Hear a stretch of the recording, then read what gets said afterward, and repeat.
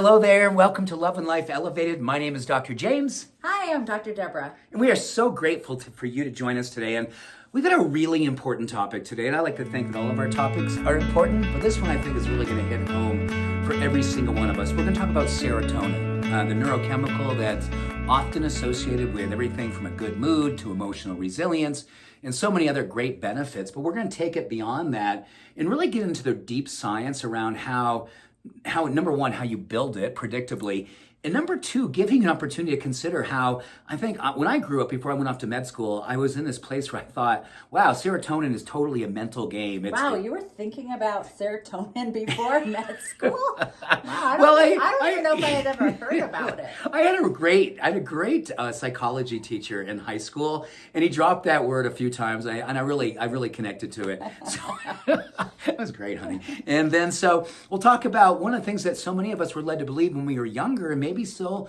believe, that serotonin is a thing in our brain that we manufacture in our brain. But guess what? 90% of your serotonin is manufactured in your gut. So we're going to talk about some lifestyle things, some practices you can do every single day to raise your serotonin, because it's good for your mood, it's good for your bones, it's good for your sex life, it's good for digestion, it's great for sleep. It plays so many roles. I was just thinking when you were talking about how a lot of us only think of our brain, I think it's because if you look at SSRI medications, right, selective serotonin reuptake inhibitors, and we take that usually for mood, depression, anxiety, and that kind of thing. So it makes sense that people think, oh, it's in my brain. It's in my head, so I'm taking this thing. But what a lot of us don't realize is, and I'm so sorry if you just said this, I'm sorry to you too, but 90% is manufactured in our gut.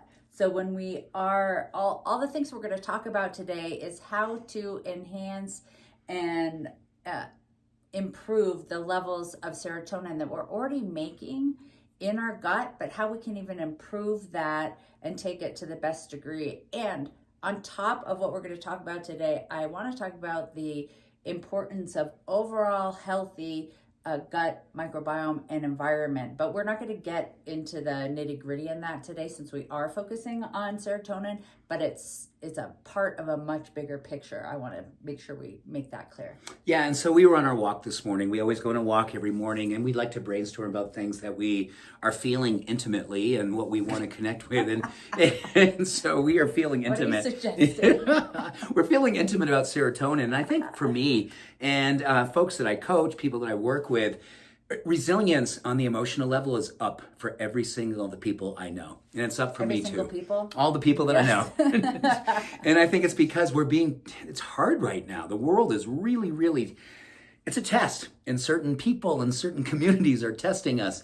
So how do we build from within a predictable way to help augment our emotional resilience, our positivity, our optimism, and at the same time really look at all the different ways in which serotonin plays these other roles, helping us to get a good night's sleep, which is, my goodness, a great night's sleep is somewhat the difference maker to how us navigate each and every day.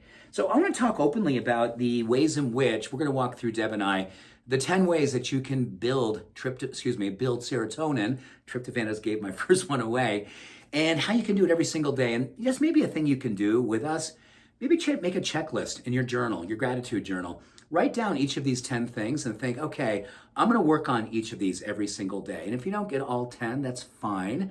We're not here to be perfect. But if you get 2 or 3, that's progress. And let's see how we can build together as we learn more about how to build serotonin in a predictable, powerful way. Number 1, tryptophan. So the foods that you want to focus on, clean, lean proteins, things like salmon, poultry, eggs.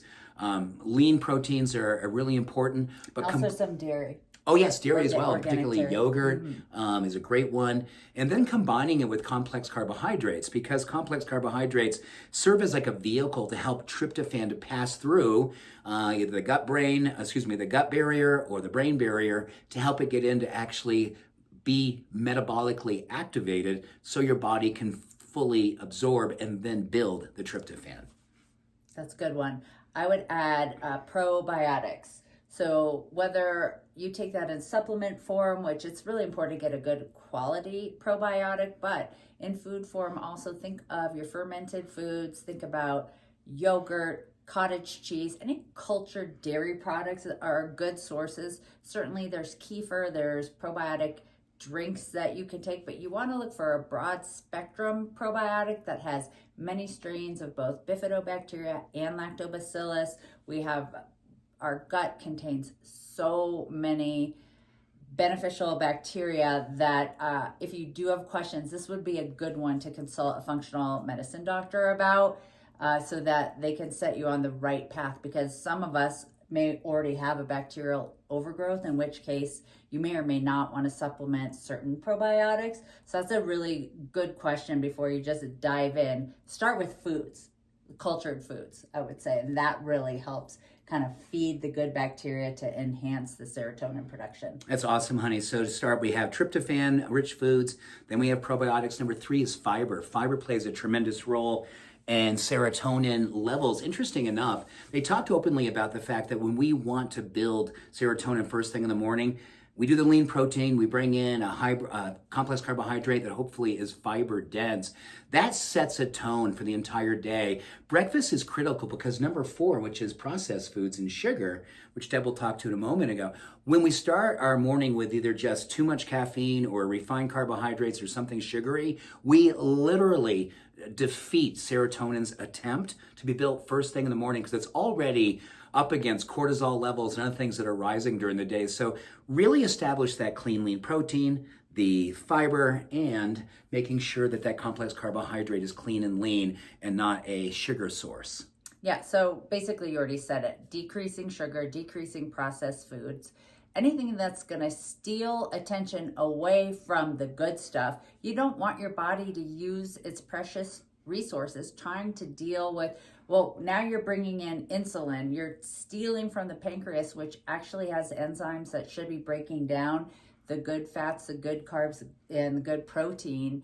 But now you're giving it some really foreign matter often with all the additives in our foods. And so don't do that. That really crushes our serotonin creation, our dopamine creation. So keep the sugar and the processed foods on the down low. You just reminded me of something that I learned about a number of years ago, and that was the environment that we eat. And if we're eating in a stressful environment, like we're watching the news or we're doom scrolling on our phones while we're eating breakfast or any meal, that literally also gets the pancreas keeps the pancreas doing what it wants to be doing, putting digestive enzymes into the mix to help you break down and metabolize foods greater. It's actually going more to a stress response. There's an endocrine and there's an exocrine function. So you want the digestive enzymes to be playing a strong role versus out there feeling stressed about something that you're witnessing with the news or your phone or things like that. So the environment that you eat in also plays a significant role. Well, and totally on that note, stress in general. You want to decrease stress, because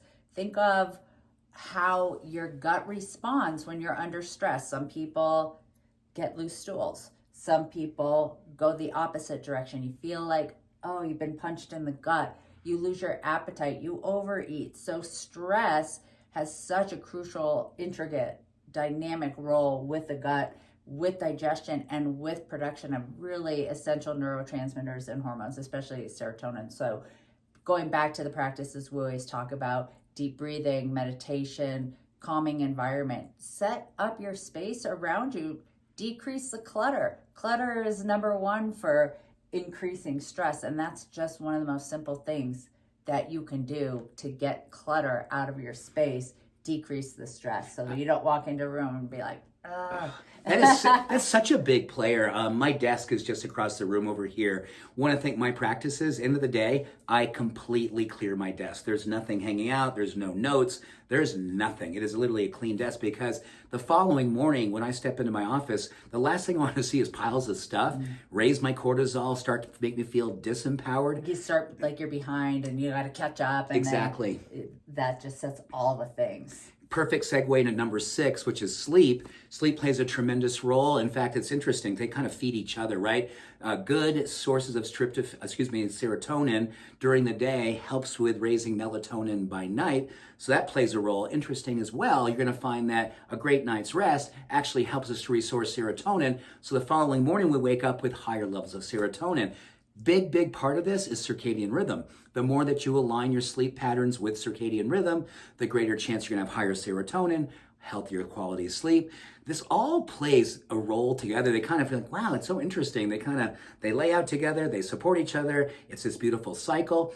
And one of the most powerful things you can do is get into this cycle and repeat this cycle and get into this groove where your neurochemistry and your neuroplasticity goes, this is how I lead my life. It's predictable. Predictability in patterns and rituals is a significant part of keeping serotonin levels strong. And a quickie to add on to our list of 10 that has everything to do with what you just said is that morning exposure to sunlight.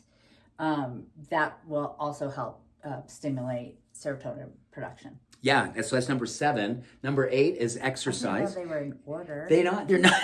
You're taking them out of order. So I'm just trying to keep track. So we get number sunlight there. Exercise. Exercise has been. It's okay, let's get real. Sunlight went right hand in hand with circadian rhythm. Yes, it did. It was perfect. It was perfect. So exercise. All motion creates positive emotion. That was said by my mentor, Jack LaLanne. Well, all exercise is awesome. However, research does tell us that morning exercise, especially outdoors, will give you that much more benefit of the serotonin and help with all other pieces, such as managing cortisol, also helping to lower heart rate, lower inflammation. Morning exercise outdoors is for the win. That one really. And as we're getting these longer days, this is the perfect time to kind of embrace that ritual. And okay, so number 9, social interaction. So what does that do for us? It produces oxytocin, number 1, just anytime you can get really close. Sorry, I whacked your head. Really close to someone, your pets, whatever. That increase in oxytocin also helps increase serotonin levels. And interacting with people where all of a sudden you're coming together and you feel this opening inside and you can almost feel the neurotransmitters and hormones coming to fruition when you're in that dynamic group environment, that you feel supported and uplifted socially. Social interaction is so big, and the more that we read about coming together, it really speaks to the fact that so much of what we're coming out of, and I know COVID was years ago, but a lot of us are still kind of we're kind of holding up, and we're kind of giving ourselves these perfect alibis. Well, I really don't want to go out, and I'm so comfortable being home, and I honor that. I mean, it's really important to have your boundaries, but it's also critical that we step outside. We know that loneliness leads to a shorter life. We know that loneliness is depressing. We know that loneliness creates inflammation. Find your tribe. Hopefully this is part of your tribe. Social interaction, literally, mind, body, soul. It's transformational. Totally. And last but not least, we have gratitude. And gratitude is the beautiful opulent bubble that surrounds all of the practices that we just talked about. It helps bring everything together and into fruition, this beautiful environment, microbiome. It's just being grateful in general, having a practice before you go to bed. That's going to help with sleep, and a good night's sleep is going to, again, help with that serotonin production, and it's going to help with mood. The effect that a gratitude practice has on our mood is just hand in hand, and mood is our hormonal and neurotransmitter balance. Yes, and I think for all of us, we're probably very familiar with gratitude journals. Sometimes I think we just sort of dismiss it because it's been so common to hear about it. The power of gratitude, keeping a journal, blah, blah, blah. But I want to tell you something. A study that was done by Dr. Emmons out of University of California, Davis, I believe, he said that for people who tend to be really busy and say, oh my gosh, at the end of my day, the last thing I want to do is a gratitude experience. I'm done. I don't want to write. I don't want to think. One time a week, study that was done was saying 1 time a week of gratitude journaling, 1 out of 7 days, literally increased people's happiness by 25%. 1 time a week, 25%, directly related to serotonin. That gratitude practice increased serotonin, 25% increase in your happiness. And I think that really is a perfect way for all of us to think about the ROI of our life right now. What's the return on your intention? What do you want to be doing right now? I mean, the world The world is not easy for so many of us, and what's our response? What's our activism? How do we move from being triggered to being activated? And I think serotonin is the activator, where cortisol and stress and loneliness is the trigger mechanism. We can make this move together. It can be heroic, it takes courage, it takes compassion, but hopefully this list of 10 things gives you, I can do at least one of those. I'm starting one of those today. I can do 3 of those things. Maybe over the next 4 weeks, you've got half of these things as predictable for you, and you're watching your life flourish under the influence of your self-care. One of the things I've started doing lately that I love, now the sun isn't quite out yet because of the time of the year, but first thing in the morning, I am always taking out one of our dogs to do his business because he just is a puppy, so that's what he does. And I take him out into the front yard and I can see where the sun is coming up, it's rising. And I just extend my hands out, puppy's off doing his business, and I just give thanks out loud. And I think there's something for me that's really powerful about verbally expressing it sort of to the universe. You may think that's really out there, but I do love that. And then along with writing it, because I just want to chill at the end of the day and read and relax. I may not want to write, but we have in our living room, thanks to a really wonderful friend who gifted us this as a gratitude jar that has little cards.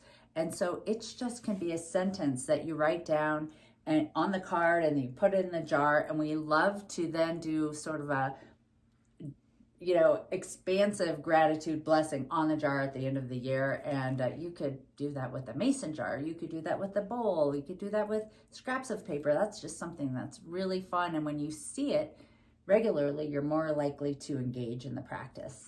That is so powerful, honey. So I hope that you walk away today and go, I've got work to do and I'm looking forward to doing the work.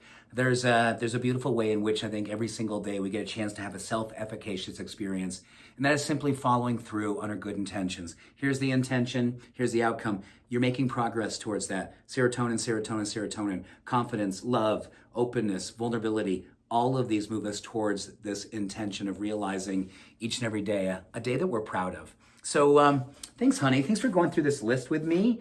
Yeah, and I want to make sure we covered, why do we care as much about serotonin? What is it helping? Just bringing it full circle. We have mood, we have bone health, surprisingly, we have libido, and we have sleep. Those would be the top. Of course, digestion. Of course, digestion. And speaking to motility and regularity, and of course, absorbing all the awesomeness that we talk about with fiber, probiotics, and your tryptophan-rich foods. This all works together, and hopefully you've got a framework that you're excited about. And we love meeting like this. And thank you for joining us. Please drop your questions, your comments, and let's together create this community of an activated forward momentum in our life of self-care and self-love being our primary form of social activism. So until next week, much love, every blessing. I love you, sweetheart. Have an awesome day. Bye-bye.